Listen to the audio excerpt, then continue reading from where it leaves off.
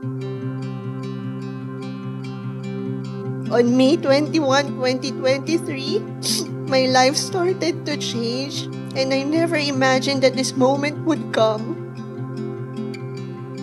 Maybe destiny. A few moments, days later, I knew my life had changed forever. Maybe that's how God works. He has a unique way of guiding us towards His own intentions. Hi, love.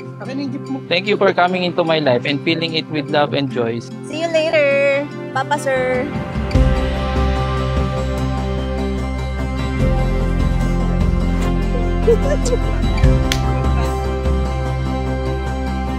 Today, standing here with you, I am overwhelmed with gratitude and joy. You are my best friend and my soulmate.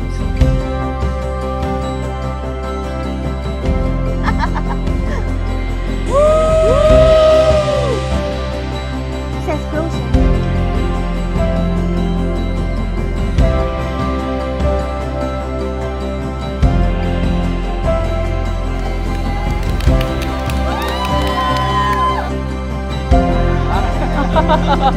Surprisingly, after our third, maybe fifth date, we decided to get married. So, final answer. Marky yan, laban o bawal? Laban. Yes, Aprilyn, laban o bawal? Laban.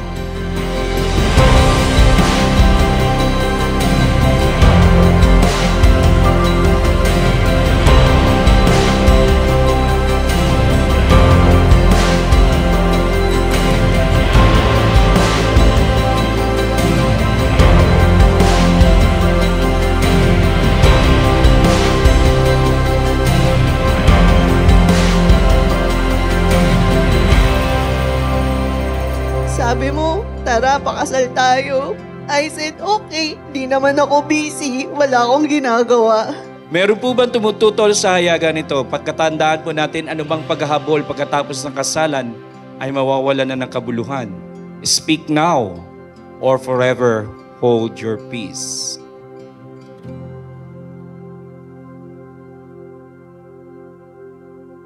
Walang tumututol? Last call? Okay, kung wala, then let's do this.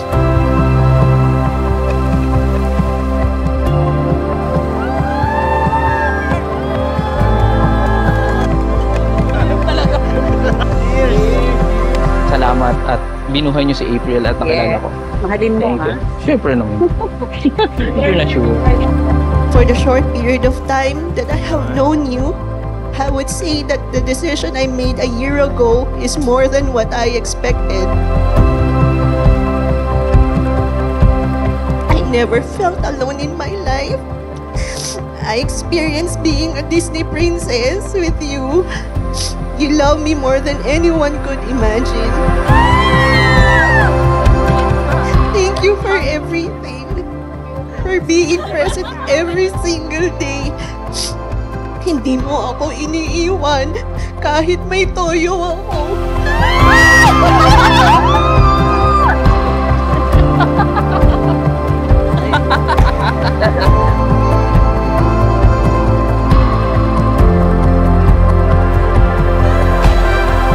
Dear April, thank you for your endless love and unwavering support.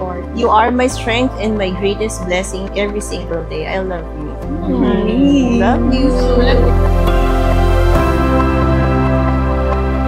I promise to support you, to cherish you, and to always be there for you. I promise to celebrate your success and comfort you in times of sorrow.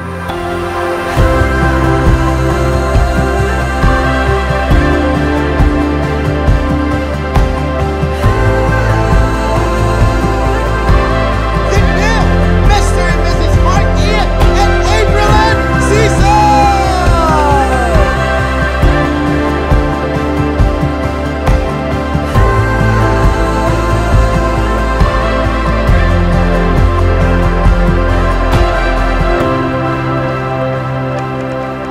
Thank you for coming into my life.